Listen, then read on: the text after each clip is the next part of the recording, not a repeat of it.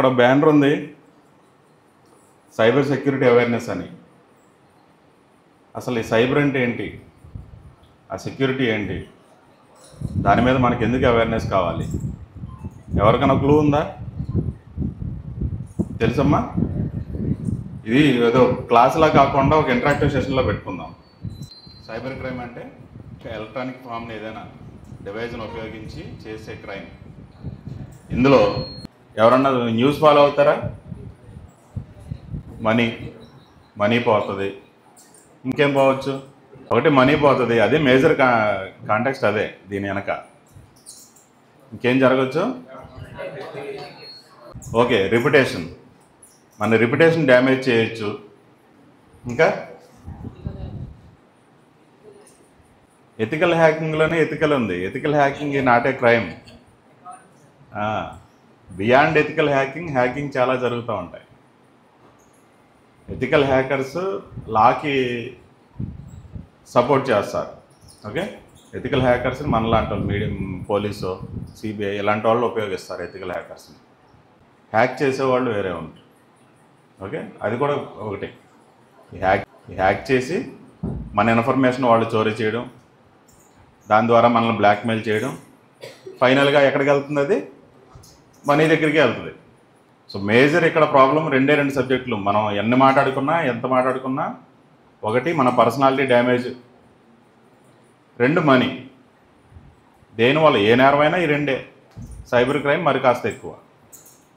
Last year ఈ NCRB లెక్కలు తీసుకుంటే ఒక ఇండియాలోనే 2024లో ఈ సైబర్ నేరాల వల్ల ప్రజలు నష్టపోయిన అమౌంట్ ఏమన్నా మీరు గెస్ చేయగలరా? 22,900 కోట్లు. ఎంత? అది ఇనిషియల్ స్టేజ్లోనే. 2025 వచ్చేసరికి మనకి ఇంకొక రిపోర్ట్ ఇంకోటి వచ్చింది. ఏంటది? రీసెంట్గా తెలంగాణలో ఒక ఇన్సిడెంట్ అయింది దీని మీద. మన సీఎం గారు అలాగే ఒక ఎక్స్ మినిస్టర్ దేవినేని ఉమామహేశ్వరరావు గారు ఫేసులు పెట్టి వీడియో కాల్ చేసి తెలంగాణలో ఉన్న టీడీపీ కార్యకర్తలు మీకు జడ్పీటీసీ టికెట్లు ఇస్తాం, చైర్మన్ ఇస్తామని చెప్పేసి వాళ్ళ దగ్గర మనీ తీసుకున్నారు. వీడియో కాల్ చేశారు. వీడియో కాల్లో ఎవరైతే పర్సన్ మాట్లాడుతున్నాడో ఆ పర్సన్ ప్లేస్లో సీఎం గారు లేదా దేవినేని ఉమామహేశ్వరరావు గారు ఇరిగేషన్ మినిస్టర్ చేశారు మనకు లాస్ట్ గవర్నమెంట్లో.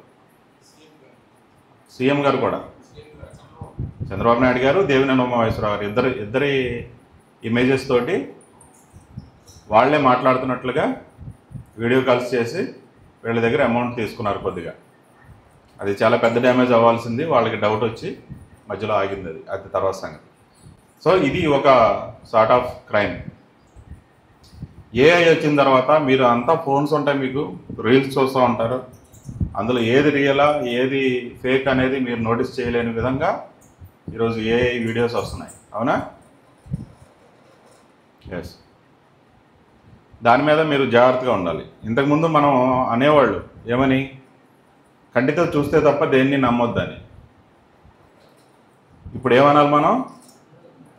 కంటితో చూసిన దాన్ని కూడా క్రాస్ చెక్ చేసుకుని కానీ నమ్మొద్దు. కంటితో చూసేది కూడా నిజం కాదు.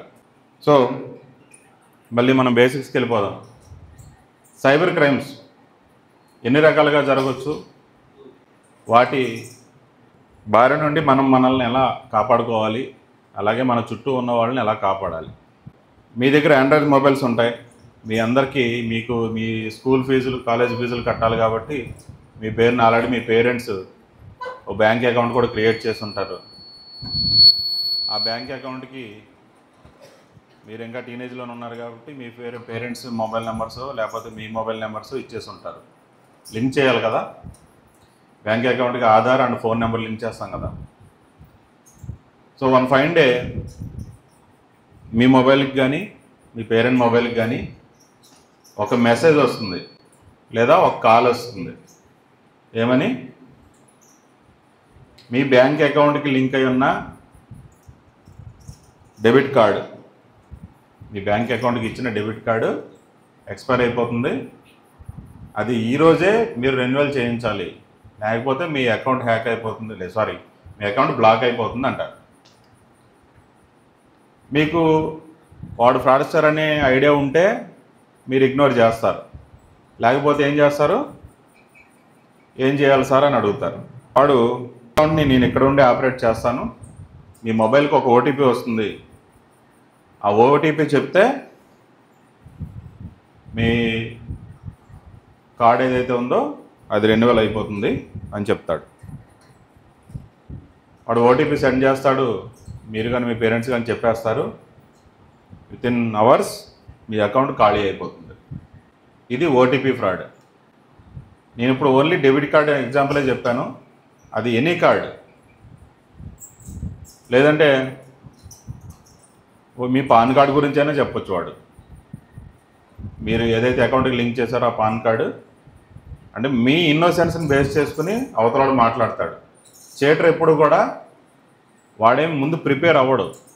ఏం చేస్తాడు, మన ఐక్యూ లెవెల్స్ వాడు చెక్ చేసుకుంటాడు. వీళ్ళు కొంచెం స్ట్రాంగ్గా ఉన్నారంటే దాన్ని బట్టి వాడు ఇంకొంచెం డీప్గా వెళ్తాడు మిమ్మల్ని నమ్మించే వరకు. లేదు ఇన్నోసెంట్స్ ఇంట్లో పేరెంట్స్ లేకపోతే విలేజ్లో ఉండే పేరెంట్స్ ఎవరైనా ఉన్నారంటే వాళ్ళు త్వరగా చీట్ అయిపోతారు కదా. అలాంటి వాళ్ళ దగ్గర ఎఫర్ట్లెస్గానే వాడికి పని అయిపోతుంది. మన దగ్గరికి వచ్చేసరికి కొంచెం వాడు ఎఫర్ట్ పెట్టాల్సి వస్తుంది. మీరు చదువుకుంటున్నారు కాబట్టి మీకు కొంత నాలెడ్జ్ ఉంటుంది కాబట్టి. ఏదైనా సరే ఎలాగైనా సరే వాడు స్టార్ట్ చేస్తే పని అయిపోతుంది. అంత టాక్ట్ఫుల్గా వాళ్ళు మాట్లాడగలుగుతారు. మనం ఏం చేయాలి, మన పేరెంట్స్కి కానీ మన రిలేటివ్స్ కానీ ఏం చెప్పాలి, ఏ బ్యాంకు కూడా ఫోన్లు చేసి మనల్ని ఓటీపీ అడగదు. మీకు అప్పుడప్పుడు మెసేజ్లు కూడా వస్తుంటాయి, మీరేమో చదువుతూ ఉంటాయి, మీకు అలర్ట్ మెసేజ్లు వస్తుంటాయి, సెక్యూరిటీ మెసేజ్లు. ఏ బ్యాంకు కూడా మీకు డైరెక్ట్గా ఫోన్ చేసి ఓటీపీలు చెప్పమని అడగదు. అంత ఖాళీగా ఎవరు ఉండరు. మీకు ఏదైనా పని ఉంటే మీరు చచ్చినట్టు బ్యాంకు పోవాలా, 2 సార్లు 3 సార్లు తిరగాల, అప్పుడు కానీ వాడు పని చేయడు. ఈరోజు ఏ బ్యాంకు కూడా కస్టమర్ కోసం ఒక కస్టమర్ కాల్ సెంటర్ నుంచి మీకు ఫోన్లు చేసి మీ సర్వీస్ చేసే అంత ఇదిగా ఏ బ్యాంకు లేదు. ఇది బ్లంట్గా మీరు నమ్మేయచ్చు. మీకు కావాలంటే మీరు వెళ్ళాలి బ్యాంక్కి, అంతేనా? సో మీ పేరెంట్స్కి కానీ మీ రిలేటివ్స్కి కానీ మీకు చుట్టుపక్కల వాళ్ళకి కానీ మీరు చెప్పాల్సింది ఏంటి, తెలియని నెంబర్ల నుంచి వచ్చే ఏ కాల్స్ మీరు అటెండ్ చేయొద్దు. చేసినా వాళ్ళు అడిగే ఎలాంటి పర్సనల్ ఇన్ఫర్మేషన్ని చెప్పొద్దు. మీరు ఇన్ని ప్రికాషన్స్ తీసుకున్న తర్వాత కూడా కొన్నిసార్లు పొరపాటు జరగవచ్చు. జరిగి మీ అమౌంట్ అనేది మీరు లాస్ అవ్వడం జరుగుతుంది. మీకు ఎప్పుడైతే మెసేజ్ వచ్చినా ఇమ్మీడియట్గా మనకి హార్ట్ అటాక్స్ వచ్చినప్పుడు చెప్తుంటాం గోల్డెన్ అవర్ అని. ఆ గోల్డెన్ అవర్లో కనుక అతన్ని ట్రీట్మెంట్కి తీసుకెళ్ళగలిగితే హార్ట్ అటాక్ వచ్చిన పేషెంట్ కూడా మనం సర్వైవ్ చేయొచ్చు. అదేవిధంగా ఇక్కడ కూడా గోల్డెన్ అవర్ ఉంటుంది. మీరు నా అమౌంట్ పోయిందని మీకు తెలిసిన వెంటనే మీరు 1930కి కంప్లైంట్ చేస్తే, అదొక టోల్ ఫ్రీ నెంబరు, ఈ 1930కి మీరు కంప్లైంట్ చేస్తే ఇమీడియట్గా మీ అకౌంట్ నుంచి ఏ అకౌంట్కి వెళ్ళిందో ఆ అకౌంట్లతో సహా అన్నిటినీ కూడా బ్యాంక్స్ ఫ్రీజ్ చేసేస్తాయి. మీరు లేట్ చేయడం వల్ల ఏం జరగవచ్చు, మీ అకౌంట్ నుంచి ఒక అకౌంట్కి వెళ్తుంది కదా, ఆ అకౌంట్ నుంచి మీ అమౌంట్ అనేది హండ్రెడ్స్ ఆఫ్ అకౌంట్స్కి వెళ్ళిపోతుంది, చిన్న చిన్న అమౌంట్లుగా. లేదా మ్యూల్ అకౌంట్స్ అంటారు. మ్యూల్ అకౌంట్స్ అంటే నీ ఇన్ఫర్మేషన్ తోటి వేరే ఎవడో ఒక అకౌంట్ ఓపెన్ చేస్తుంటాడు, లేదా నీ అకౌంట్ని వాడుకుంటూ ఉంటాడు. ఈ మధ్య కొంతమంది దీన్ని ఒక ఆదాయ వనరు కింద చేసుకున్నారు. మీ ప్రూఫ్స్ తోటి ఒకరికి ఏదో బ్యాంకులో ఒక అకౌంట్ ఓపెన్ చేసి వాడికి ఇస్తారు. దానికి వాడు మీకు 5,000 10,000 ఇస్తాడు. తర్వాత ఇలాంటి ఒక ఫ్రాడ్ జరిగినప్పుడు వాడు ఆ అమౌంట్ని నీ అకౌంట్కి ట్రాన్స్ఫర్ చేస్తాడు. పోలీసులు ఎవరిని పట్టుకుంటారు? మేము అమౌంట్ ట్రాకింగ్లో మీ అకౌంట్ దగ్గరే అమౌంట్ ఆగుతుంది. పోలీసులు ఎవరు అరెస్ట్ చేస్తారు? సింపుల్. నేరం చేసింది ఒకడు, శిక్ష అనుభవించేది ఇంకొకడు. మీరు ఎందుకు అనిపిస్తారు శిక్ష? మీరు వాడి ప్రలోభానికి లోనయ్యి మీ ఇన్ఫర్మేషన్ వాడికి ఇచ్చి మీ అకౌంట్ వాడికి ఇచ్చినందుకు. సో ఈ మ్యూల్ అకౌంట్స్ విషయంలో కూడా మీరు జాగ్రత్తగా ఉండాలి. మీ అకౌంట్ మీ దగ్గరే ఉందా, వేరే ఎవడన్నా వాడుతున్నాడా, అది కూడా మీరు చూసుకోవాలి.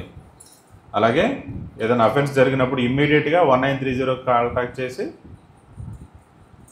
నా అమౌంట్ ఇలా పోయింది, నా అకౌంట్ నుంచి ఇంత అమౌంట్ పోయింది అనే విషయాన్ని మీరు చెప్తే ఇమ్మీడియట్గా అది ఫస్ట్ స్టేజ్లోనే ఆ అమౌంట్ని హోల్డ్ చేయడానికి అవుతుంది. మీరు ఇచ్చే కంప్లైంట్ తోటి మీ అమౌంట్ మళ్ళీ మీకు రిటర్న్ వస్తుంది.